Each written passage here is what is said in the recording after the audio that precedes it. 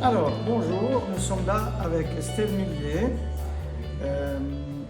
qui a eu une rupture du ligament croisé antérieur il y a une année exactement. Aujourd'hui, on a fait le contrôle à une année et nous allons discuter avec elle un peu comment ça s'est passé cette lésion, ce qu'elle a senti, comment est-ce qu'on a fait le diagnostic, comment est-ce qu'on a préparé l'intervention chirurgicale et ensuite une partie extrêmement importante après une plastie du ligament croisé antérieur qui est la rééducation dans le but d'arriver à reprendre les activités qu'on aime. Dans son cas, c'était la gym. Donc, est-ce que vous pourriez vous présenter déjà? Oui, alors mon nom est donc Estelle, je fais de la gym depuis que j'ai 7 ans. Alors je n'en vis pas parce qu'on ne vit pas de gymnastique aux agrès en Suisse, mais voilà, je m'entraîne environ 1 à 2 fois par semaine. Et, je coach aussi pour les plus petites. Et voilà, on peut dire que c'est vraiment ma passion. À côté de ça, je suis doctorante en écologie à l'Université de Lausanne. Voilà. Très bien. Quand on a vu cette vidéo, en fait, du moment quand vous vous êtes blessé, qu'est-ce qui est passé dans votre tête à ce moment-là, quand vous êtes tombé? Alors au bruit, j'ai su directement que c'était quelque chose qui allait prendre du temps. Voilà, ça a vraiment fait un gros craquement, donc j'ai tout de suite su que c'était un mauvais signe. Après, j'ai quand même voulu finir mon concours, donc j'ai essayé de négocier avec les Samaritains pour pouvoir aller finir, mais voilà, j'ai vu que mon genou ne tenait pas du tout, donc voilà. Et ouais, alors qu'est-ce qui est passé par ma tête? Je dirais déjà de la frustration de savoir que j'avais pas arrêté un moment, un peu de peur de savoir qu'est-ce que c'était le problème, ouais, de l'appréhension de combien de temps ça allait durer, etc. Ouais, beaucoup de sentiments mélangés. Très bien. Est-ce que le genou il a gonflé aussi tout de suite après le traumatisme?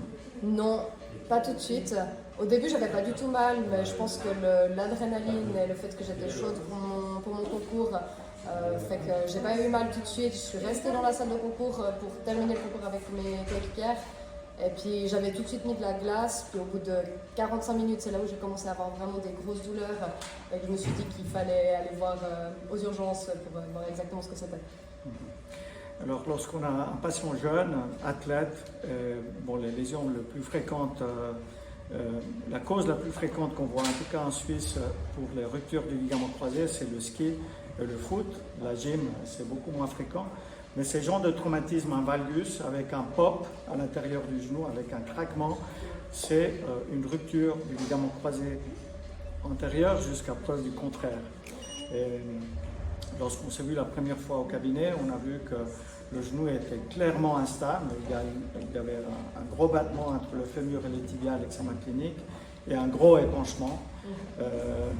C'est la raison pour laquelle on avait fait cette ponction, ce qui a soulagé les douleurs, et puis ça nous a permis de récupérer la flexion-extension progressivement et commencer à préparer le genou.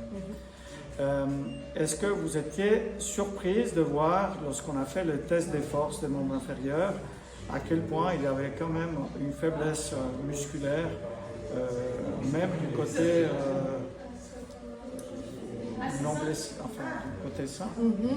Alors, vu que j'avais jamais fait de test avant, j'avais pas de référence, donc pas vraiment de surprise. Et clairement, si je pouvais conseiller à n'importe quel sportif de pouvoir faire ce genre de test quand on est en bonne santé, ça permet d'avoir une référence ensuite quand on se blesse pour savoir où on en est. C'est sûr que ça aiderait. Parce que j'avais aucune idée, donc ouais. Nous avons choisi de faire une préparation, une rééducation préopératoire. Donc, en attendant que le genou soit de nouveau calme, avec peu d'inflammation, dans un état idéal pour l'intervention chirurgicale, nous avons commencé un programme de renforcement musculaire assisté par ces machines, avec l'avantage de pouvoir le faire de manière progressive, de faire un dosage progressif de la résistance et puis de ne pas avoir des douleurs. Est-ce que nous avons réussi à faire ça, de renforcer de manière progressive sans douleur? Alors je pense que oui. En tout cas, les douleurs, j'en ai pas du tout eu. Je pense que c'était d'un côté un peu frustrant parce que j'avais l'impression de pouvoir tout faire, de ne pas avoir besoin d'une opération du coup. Après, clairement que je ne pouvais pas faire de gym, je ne pouvais pas faire de course, enfin voilà. Mais c'est vrai qu'il y a eu un côté un peu bizarre de se dire j'arrive à faire tout ça alors que je ne suis pas encore opérée. Mais je pense que ça a clairement aidé ensuite pour la récupération post-opératoire. Ça, c'est intéressant ce que vous dites. La plupart des patients qui se font une entorse avec une rupture du ligament croisé, ils vont sentir un craquement au genou, parfois un épanchement, mais pas toujours. Et puis, peut-être une dizaine de jours, 2 semaines après, ils sentent que le genou est pratiquement normal. Sauf que les changements de direction, il y a le genou qui a tendance à lâcher. Donc, c'est clair que, bon, voilà, on peut vivre sans ligament croisé, mais chez quelqu'un jeune et puis avec des activités physiques à pivot comme la gym, le ski, le foot, c'est vraiment pas conseillé de ne pas faire l'intervention. Après l'opération, nous avons pu faire une rééducation très rapide. Hein. Le lendemain de l'intervention, vous étiez en train de marcher sans canne, en charge complète, sans douleur. Vous étiez surprise de pouvoir le faire si vite? Alors je me souviens que le lendemain, quand vous êtes venu dans la chambre et que vous m'avez proposé de faire un squat, j'étais surprise. Mais finalement, bah, ça tenait, donc c'est que ça peut être la bonne chose à faire. C'était bien. Mais oui, clairement, je ne pensais pas marcher si vite sans les cannes. Enfin voilà, je pensais avoir une attelle pendant très longtemps, chose que j'ai jamais eue. Donc non, clairement, surprise en bien, surtout pour moi qui ai un caractère où j'ai envie de... Enfin, voilà, j'aime pouvoir avancer. Donc, ça, nous avons compris. Du coup, non, c'était surprenant, mais très positif. Très bien. Et puis la reprise du renforcement, à peine quelques jours après l'opération, est-ce qu'il y avait une appréhension ou vous avez pu le faire sans douleur, sans Alors, crainte? appréhension, bien sûr. Après, quand on fait sur les machines, on se rend compte que qu'on peut vraiment adapter. Je sais que la machine pour l'extension du genou, j'arrivais pas du tout même avec 0 poids, donc finalement on le faisait juste la jambe libre, juste pour faire le mouvement. Donc voilà, un peu d'appréhension bien sûr, mais c'était faisable. Et puis comme vous dites, le fait qu'on peut faire progressivement, ça aide beaucoup à être rassuré. Tout ça en complément avec la physiothérapie manuelle, le drainage, le traitement de l'inflammation, l'application de la glace, de bien refroidir le genou, ça c'est important. Okay. Là, ce qui a été très intéressant aussi, c'est d'avoir pu vous suivre de près avec autant de mesures de force et de voir une augmentation de la force absolument incroyable. Une force que vous n'avez jamais eue, probablement, et que vous la sentez maintenant dans les activités physiques. Oui, clairement. Non, je pense que pourtant j'ai toujours fait beaucoup de renforcement, mais c'est la première fois que j'ai les jambes autant renforcées. Effectivement. Nous étions très contents aussi lorsque vous nous avez envoyé la vidéo avec le saut au dernier championnat. Oui. C'est le championnat vaudois. Le championnat vaudois. Oui, donc une année pile, c'est exactement le même concours que celui auquel je m'étais blessée.